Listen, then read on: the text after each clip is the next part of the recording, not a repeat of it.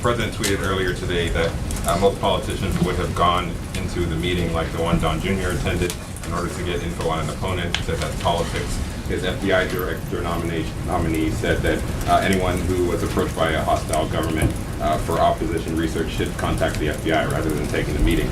Who's right, and what's the White House's position on whether or not it's okay to meet with a hostile government for opposition research? Well, look, I'm not going to get into the specifics of this, but I will say that that is quite often for people who are given information during the heat of a campaign to ask what that is. That's what simply he did. The president's made it clear through his tweet, and there was nothing that, as far as we know, that would lead anyone to believe that there was anything except for a discussion about adoption of the Maginski Act. But I would refer you back to counsel on that one. Okay, and can I ask about counsel about Mark Kasowitz? He was reportedly he exchanged emails with a private citizen with a number of threats and a profanity-laced set of comments. Does the White House and the president still have confidence in Mr. Kasowitz to speak for the administration on this Russian matter? Yes, he does. And I know Mr. Kasowitz has issued an apology in that matter. Zeke? Hey, John. First, following up on Joel's question there, the president's tweet this morning regarding the Russian investigation did Ty Cobb vet that? Could you talk a little bit about his role? Is his job here to manage the president's personal response to the Russia investigation? Mr. Cobb, as you know, within the counsel's office there are various attorneys that have different portfolios, and while we have outside counsel, a lot of times the requests that we get from this room require us to go to counsel and say, can we answer this question? What can we say or can't we say? You do your best a lot of times to get us to make a case why this should be answered by the White House. And so we end up spending a lot of time talking to the counsel's office about what can and can't be referred to outside counsel, what still remains in our purview. And so it was the decision of the White House to bring someone on board that, like in a lot of other areas that we have counsels dedicated to that, there was significant interest in the subject to do that. So in the case of the president's tweet this morning, was that something that went through Mr. Cobb? I don't believe so. And just one follow on Made in America. You mentioned this Sikorsky helicopter on this parked in the South Lawn that would be known as Marine One. Who paid for that to fly here from, I guess, probably Quantico? And also, is it appropriate to use military resources for a political event? Well, it would be at bowling, is where I believe that's held. But I think we're very proud. I mean, the idea is to showcase this week things that are made in America, and I know Sikorsky and the state of Connecticut are very proud of the fact that they contribute to our national security. That there are, I assume, hundreds, if not thousands, of people whose job depends on that. And I think, like most Americans, we're all proud of the helicopter and other military equipment that so many Americans work tirelessly to do. So, of course, it's appropriate to highlight that. Hunter. Thank you, Sean.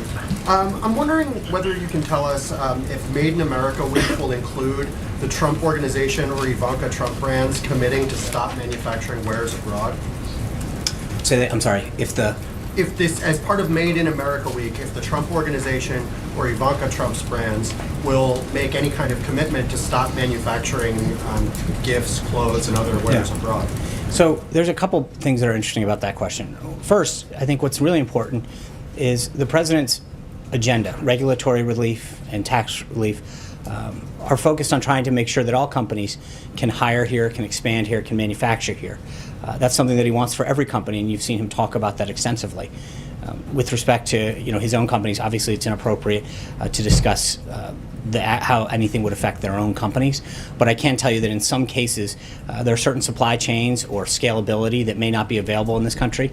I'm not going to comment on specific products, but I will tell you that the overall arching goal, of course, though, is to grow manufacturing, to grow investment here in the United States, and to grow U.S. workers here. So that remains the overall objective. Obviously, it might be a sacrifice given certain questions about going rates and stuff.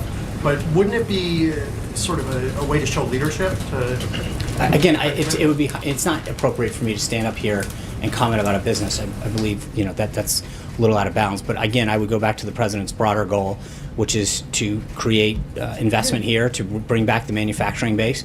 And I think when you look at a lot of these indices that measure confidence both in terms of CEOs, manufacturers, and they're all-time highs. And I think part of that is that there's a lot of confidence that the president's agenda is going to accomplish that. Charlie? Just a question about the DHS decision to allow 15,000 new temporary worker visas. How does that not conflict with the president's Hire America message?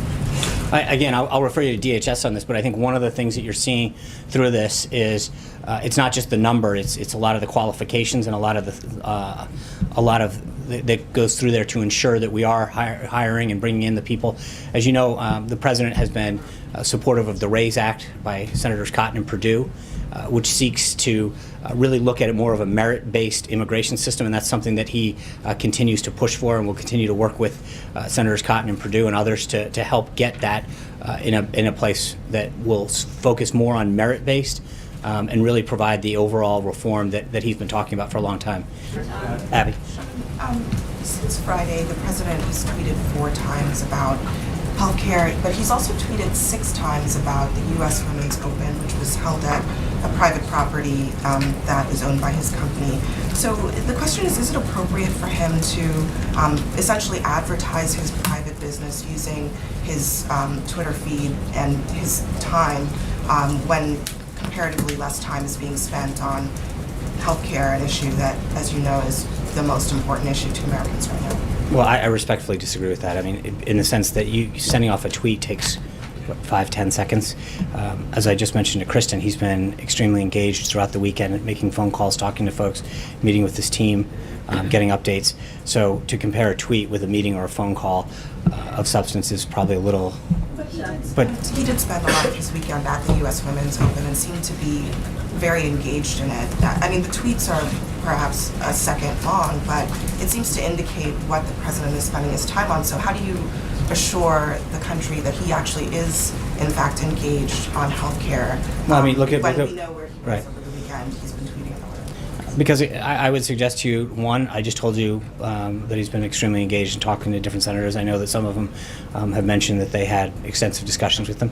Number two, this is the same group, we got a lot of that it'll never get through the House. He continued to work hard, he continued to be engaged then, and it came out. We continue to do what we have to do, and we'll make it work. But we're going to get this done. We'll go move on. We'll do tax reform. We're going to do infrastructure.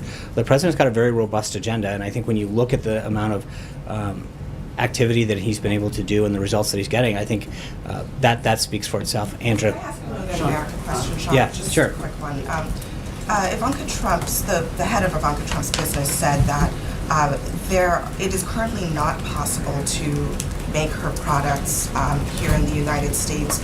So what is the White House's or this administration's policy remedy for companies like that who say there's just no way to do it? How do they make their products here in America? I mean, I can't answer that question in the sense that I'm not, but I can tell you that it depends on the product, right? I mean, there are certain industries that we don't do as much anymore, and there's certain things that we do more. I mean, there's a certain thing that, certain aspects of technology and labor, but as I mentioned before, in terms of scalability, there's certain things that we may not have the capacity to do here in terms of having a plant or a factory that can do it.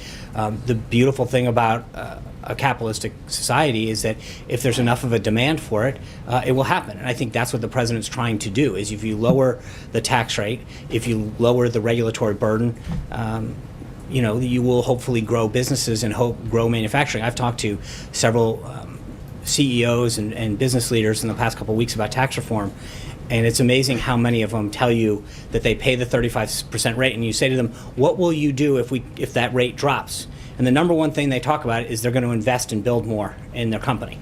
And I think that's what we need to do. But some lines, some industries, some products may not have the scalability or the demand here in this country. But like so many other things, that if that demand if there's enough of a demand, then hopefully someone builds a factory and does it.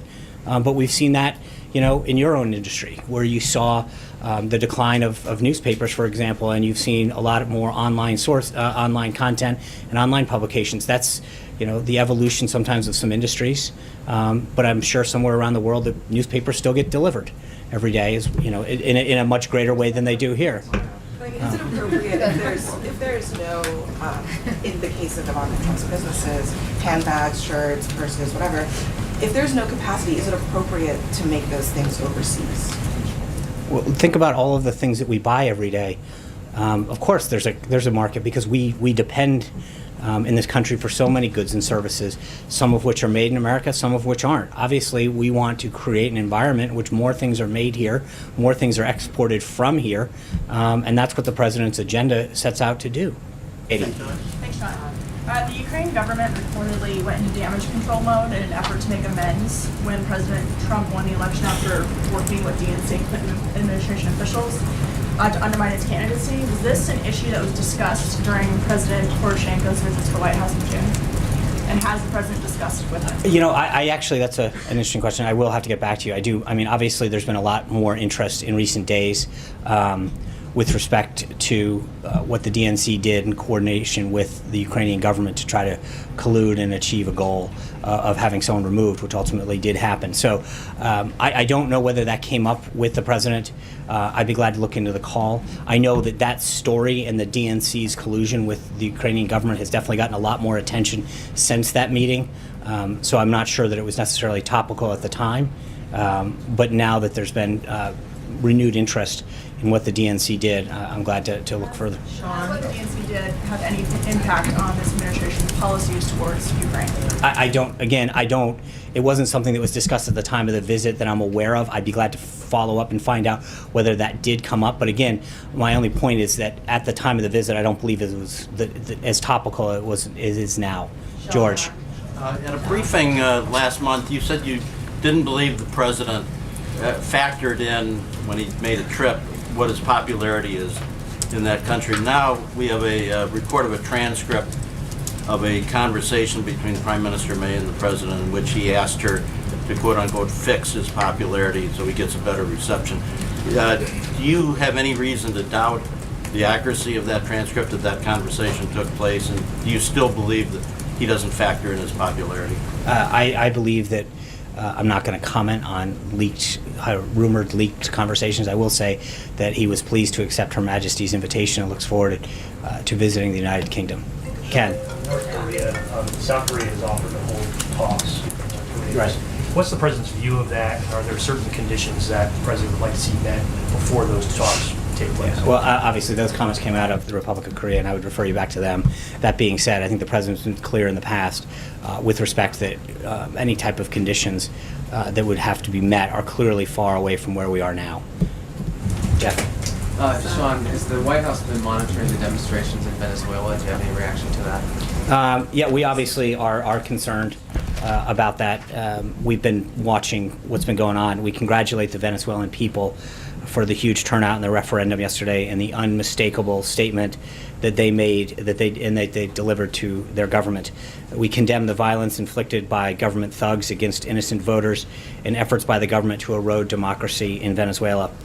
We once again call for the Constituent Assembly of July 30th to be canceled and for free and fair elections to be scheduled. Just one follow-up on Iran. A senior commander in Iran's Revolutionary Guard said today that if the United States designated the group a terrorist organization and applied new sanctions, that it would be perilous for U.S. forces in the region. Do you have a reaction to that? I don't think our forces will ever be, what was the word? Peril? No. I think our forces are the greatest fighting machine in the world, and we will do everything we can to protect our country and to make sure that we extinguish any threats that we face. Thank you, guys. Hope to